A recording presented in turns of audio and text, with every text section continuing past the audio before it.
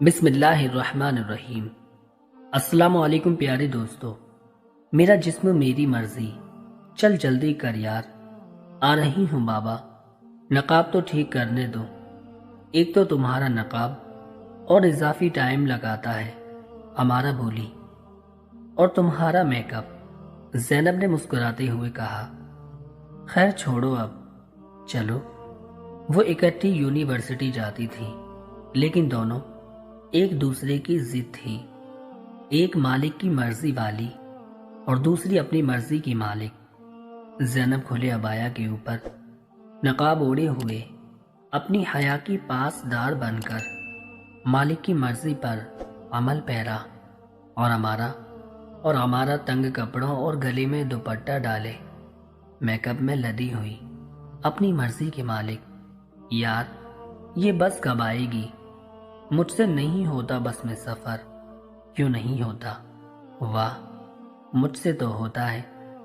वो फिर मुस्कुराई और बोली, यार कितने अजीब लोग बैठे होते हैं, ऐसे घूरते हैं जैसे कोई लड़की पहली बार देखी हो।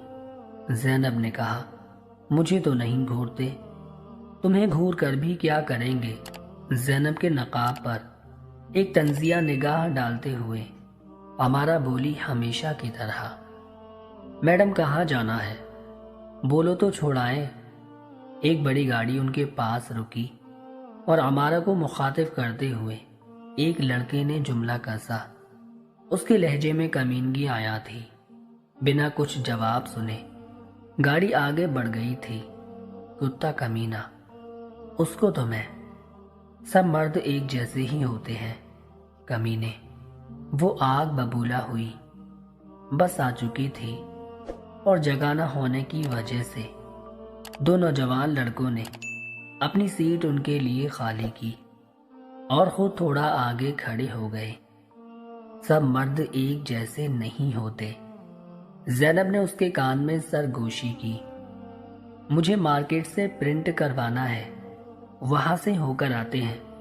चलो ठीक है, मुझे भूख भी लगी है तो कुछ खा भी लेंगे।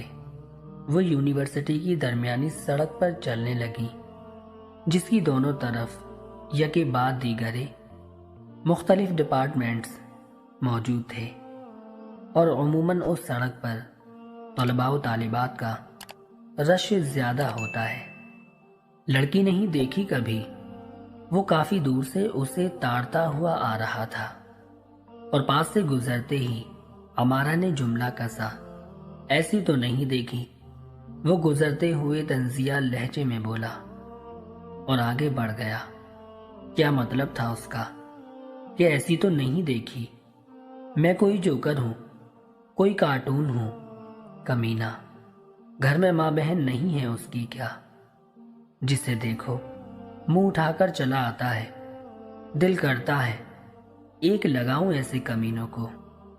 वो ज़ैनब से 2 कदम आगे चलते हुए बड़बड़ा रही थी कि ज़ैनब ने आवाज दी, रुको रुको जरा और इधर आओ। ज़ैनब उसे सड़क से अपने साथ डिपार्टमेंटल लॉन में ले गई। बैठो यहाँ, तुमने क्या समझ रखा है? तुम इस लिबास में बाहर आओगी और लोग तुम्हें इज्जत की निगाह से देखेंगे। ये लिबास किसके लिए पहना है? किसी को दिखाने के लिए। ये मेकअप किसके लिए किया है? किसी को अपनी तरफ माइल करने के लिए। ये दुपट्टा क्यों गले में लटकाया है? ताकि कोई तुम्हारी खूबसूरती देख सके। अगर हाँ तो क्यों सुबह से मेरा दिमाग खा रही हो? जब दिखाने के लिए इतनी मेहनत की है तो देखने दो सबको और जुमले कसने दो। मुझ पर तो किसी ने एक भी कमेंट नहीं किया सुबह से, क्योंकि मैं नहीं दिखा रही। तुम जो दिखाना चाह रही हो वही तो सब देख रहे हैं। ज़ैनब ने उसे समझाया। अमारा बोली, मेरा जिस्म मेरी मर्जी, जैसे कपड़े भी पहनूं, जो भी करूं, किसी को क्या। हवस भरी है सबकी आंखों में, दिल करता है उनकी आंखें नोच लूं। उस पर जरा भी असर नहीं हुआ ज़ैनब की बात का।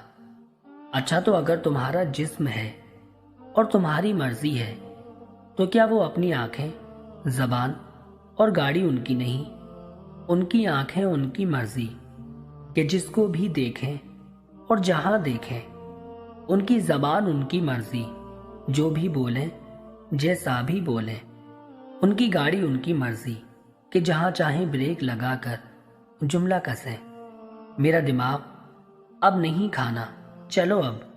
ہمارا بالکل خاموش زینب کے پیچھے پیچھے چلنے لگی اور شرمسار ہو گئی۔